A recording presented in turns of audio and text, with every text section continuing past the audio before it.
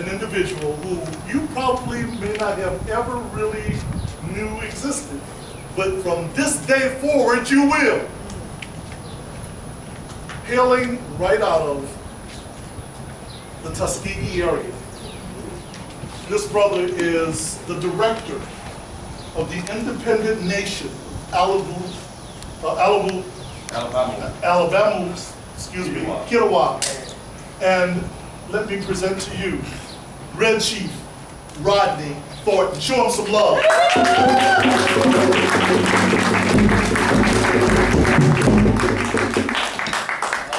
Hensay, Halitoad, hello. Hello. Welcome to my land. This is my country. Our country. So some of you all out here have what they call Native American. I don't like that term. We use native, indigenous, aboriginal. As we are, as our brothers and sisters across this planet. We the same people. This planet is dominated by melanated people. Speak again, brother. We are dominating this planet from every country. I've been across this planet several times in my lifetime. And I want to acknowledge, hey, my good sister, classmate, didn't know she was going to be here, but I should. You were going to be Miss Norma McGowan Jackson.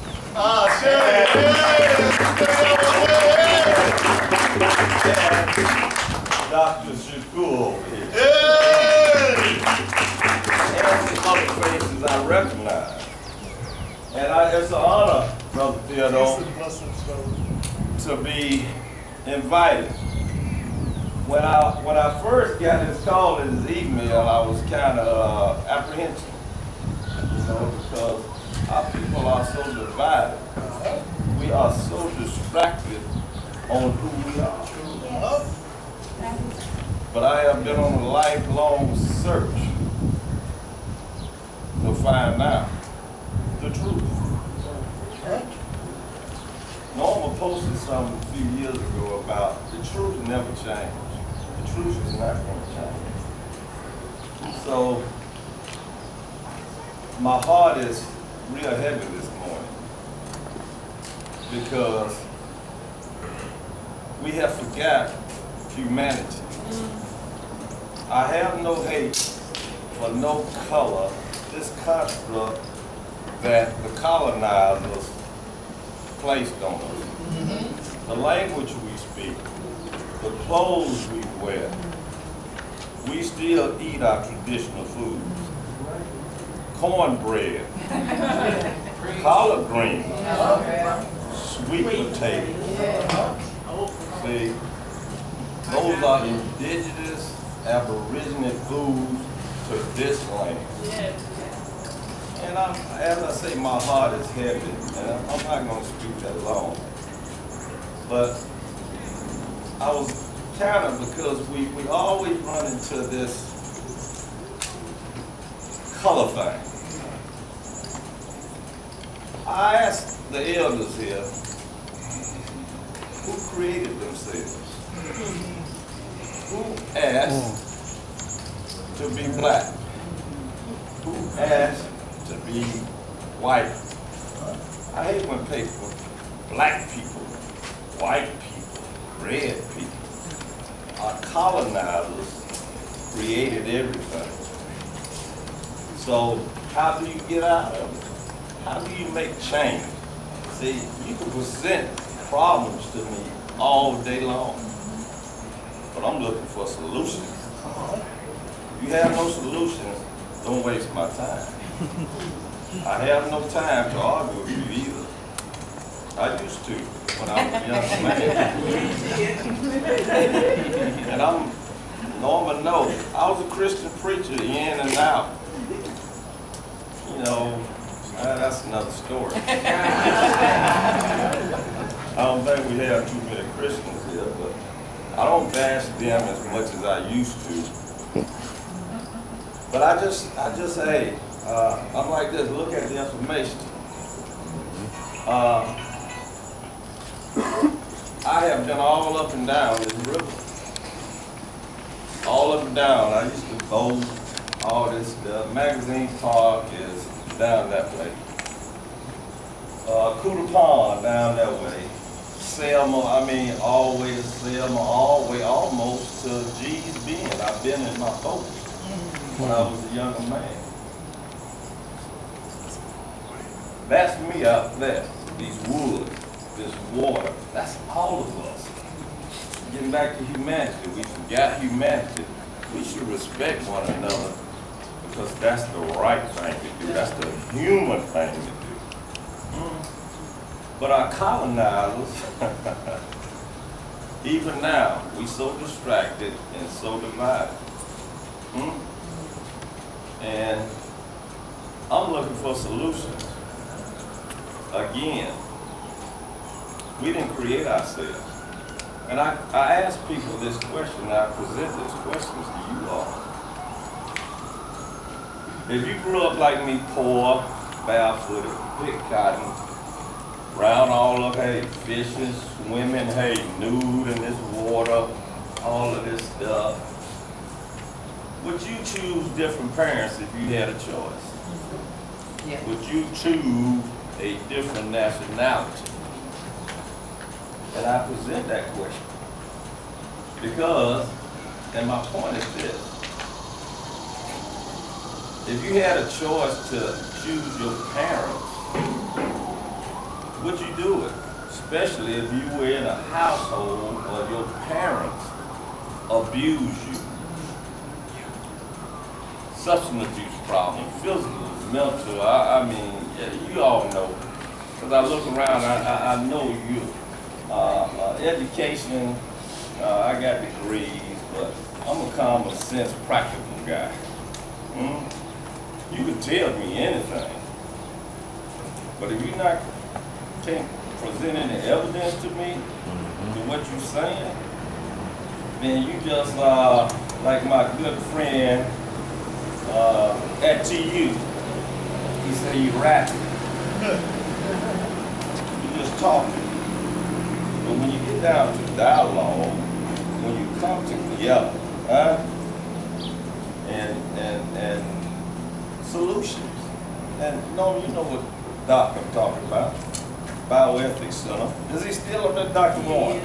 I hadn't seen him because I was getting another master's degree in public health at TU, and I had to leave because I just could not take it anymore. We was in one of Dr. Warren's ethics class, and you know how when you get your master's degree, you start off and 20 people start and y'all stick together and graduate together after 18 months or whatever. And I was older than everybody except Dr. Warren. The students, the instructors, and it was at the vet school. And he asked a question one day to the class, and it was 3 males and I think 19 beautiful females. And he asked this question. He said, what is wrong in the black community? The so-called black. Of course, you look up the etymology of black. It means white, bleached out, nothing. When you look up the etymology of these terms that was, hey, taught to us, they don't mean what they taught to us. I mean, what was taught to us. It's totally different meaning. Everything. So the young ladies, and half the young ladies had just graduated from Tuskegee University, which is my heart, where I come from. And you know what they said? They said it was a black man. Of course, me, I always sit at the front. I want to hear anything. I want to hear, see, and get all the information. So he looked at me and I looked at him. And you know what I wanted to say? I wanted to say that, but I told, you know, when you're in a city, you have to respect people. But I said in my mind, you know how the cartoons, you know, you got a little caption up there, what you really think. Yeah, they say the black man was a problem. And I was saying, oh, you talking about that guy you got laying back at your apartment on the couch and ain't got no job? That's the one you talking about? See, we so divided. And it was playing that way. It just happened. It didn't happen that way. It was playing that way. But anyway, let me say this, because my heart is full. Because I got a couple of chiefs coming down from, one's coming from New York, one's coming from Memphis, one coming from Birmingham, who claim they indigenous heritage. And we're trying to, hey, present real solutions outside the box. Sister Norma, she known me since high school. I always been out the box. But you have the right to have a free will, free thought. I don't know about y'all, but I'm tired of being under duress. That's white folks, black folks, orange folks, green folks. We under duress by a system that don't care nothing about money. And whether you're from claim Africa, Turtle Island here, whatever, when you look at the evidence,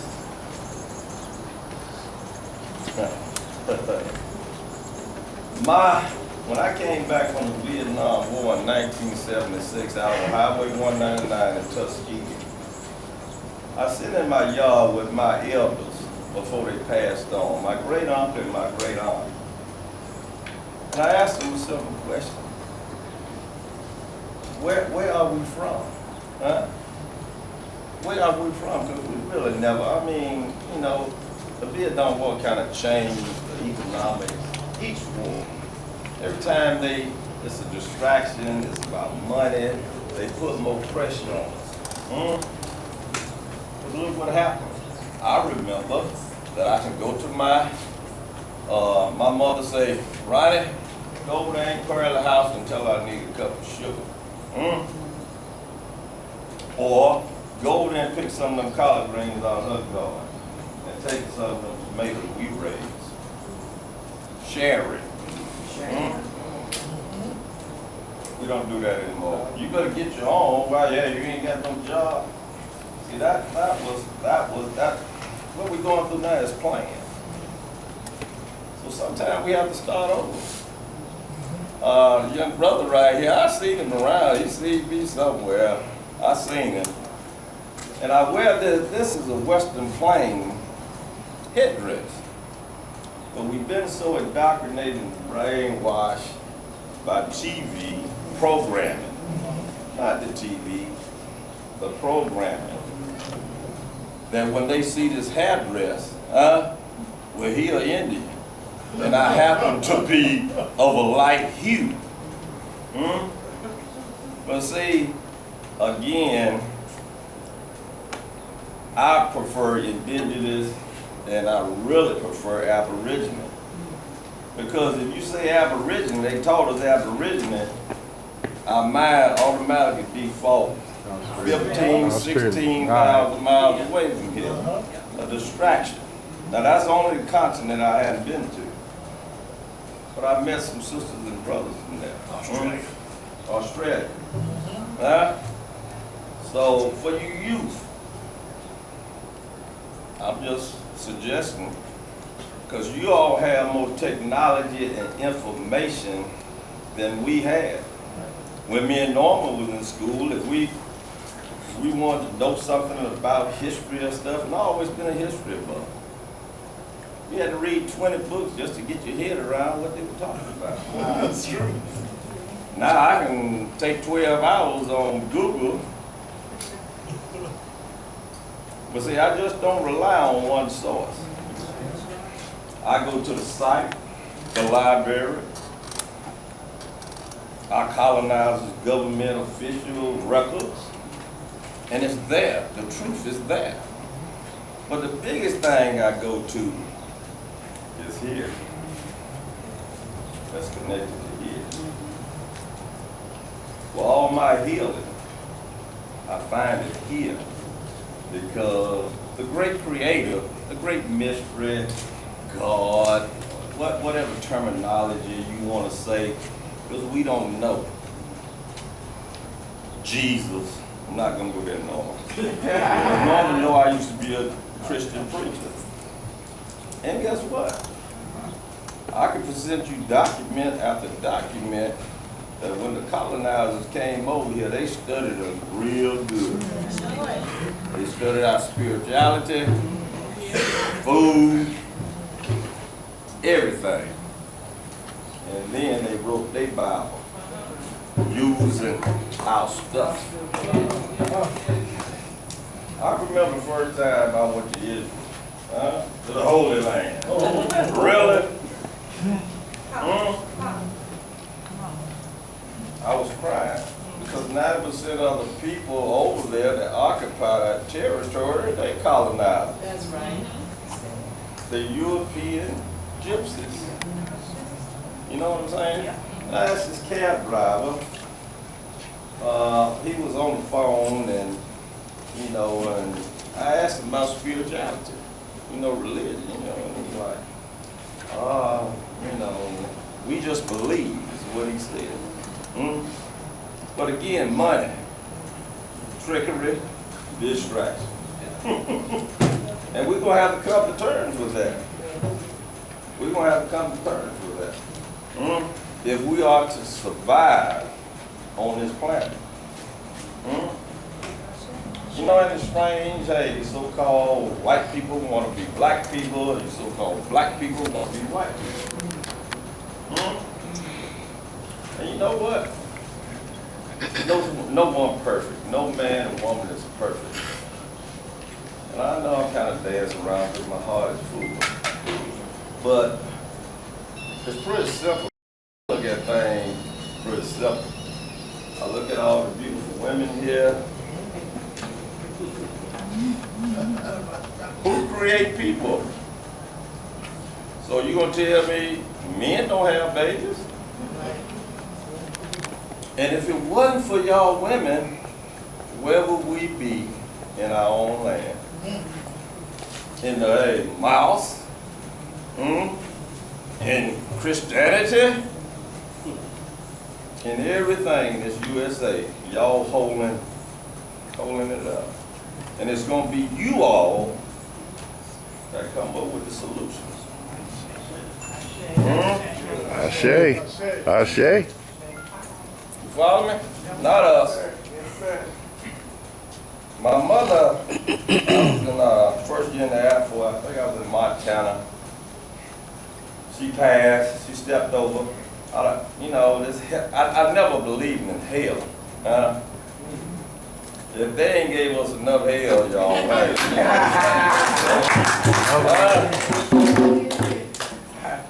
And the first time I went on the reservation, I'm kind of breaking. Sometimes I get serious. The first time they carried me out to the reservation in Montana, you know, I'm a young guy, 18 years old. And again, that TV programming. That's why I wear this. I'm looking for teepees. I found the hood, the ghetto. And people who look like us. It would be, what I want to say, it would be asinine for us to think that the great creator put all black people on one part of this large planet. Here, we got black cows, black bees, black snakes, black dirt, black everything. This term black, what they use, hey, taught us, huh? Well, I'm gonna put all you Negroes in Africa. It's nonsense. And if we keep following that trail, we're gonna perish. Back into, we already in debt slavery now. Are we not in debt slavery? Somebody looking at the watch now, I gotta go to work. Shut up so I can go to work. I gotta pay my bills. For brothers and sisters, I have no hate. I ask so-called white people sometimes because people think my message is hatred. No, I hate no man or woman. Even the ones that are the very ones who want to cut my throat. But when I find out they want to cut my throat, I either protect myself or I remove myself. You follow me? Let's say a phone. My nephew, my sister, Abby, you know Abby, her son his son had his first child by a so-called white girl. And guess what? He could pass for white people. And that's what happened, that distraction. But I ask people, what do you don't like about me, the Indian or the Irish? Again, I'm going back to, I didn't ask to be here. I didn't choose my parents. You follow me? I have a message of love in my heart. But I would defend myself. So I close with this, my brothers and sisters. In this land, go back home, especially you youth and the elders. We're gonna have to tell the truth, especially our women. You all, because we do make mistakes. You follow me? We make mistakes. And Christianity kind of shamed us about stuff that we do naturally. That we do naturally. I'm gonna leave you with a question. There's 3 sisters that you're looking at right now that did not take off their dress. 3 sisters. And you know it, because I do it when I was presented by my Sioux relative, which are coders, decoders. And my anger sometimes is at the distraction and the misinformation. You follow me? And who all have pets? Everybody got a dog, cat. Well, they will put here forth everything, the trees, everything. But see, you don't see a dog trying to be a person, although we try to dress them up. You don't see the cow try to go to the club, do we? They were doing what they were created for. We are not. We try to be something that we're not. And if we don't stop, ladies, creators, because my mother was my creator. She taught me how to cook, clean, respect, and how to treat my woman. She did before she left. And it carried me for 45 years because she stepped over 45 years. And the things that I do in honor of her. So they say, I said, the George little boy. All of it, it's simple. It's not hard. Very simple. So, thank you for inviting me. Thank you.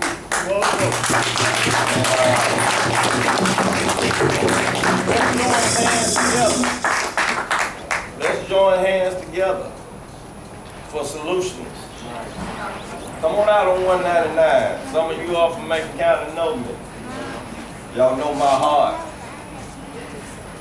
So come on, let's have some real solutions, some real dialogue to come up with some real solutions and stop playing. Okay? And I thank you, my two, from my heart. Peace.